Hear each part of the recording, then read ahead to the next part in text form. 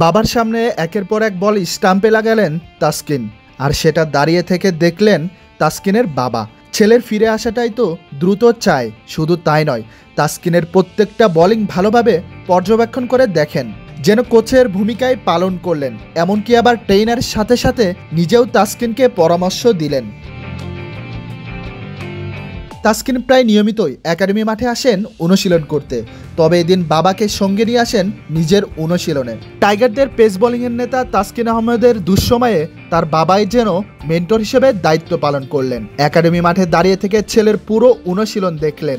অনুশীলন শেষ করে আবার বাবাকে সঙ্গে নিয়েই নিজ গাড়িতে ফিরে যান তাসকিন।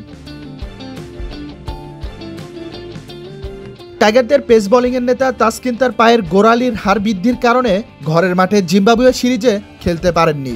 এমনকি পাকিস্তান এবং সংযুক্ত আরব আমিরাত সিরিজেও দলের সাথে নেই। তবে তাসকিনকে এই হার বৃদ্ধির ব্যথাটা এটাকে প্রতিনিয়ত ম্যানেজ করে খেলতে হবে, যার কারণে বাংলাদেশ ক্রিকেট বোর্ড বিসিবি তাকে নিয়ে ঝুঁকি নিতে চান না।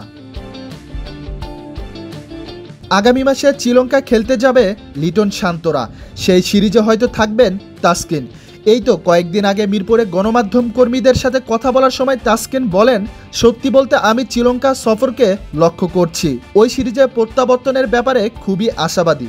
বর্তমানে জাতীয় দলের এই পেসার বিসিবির মেডিকেল টিমের আন্ডারে পুনর্বাসন প্রক্রিয়ায় আছেন।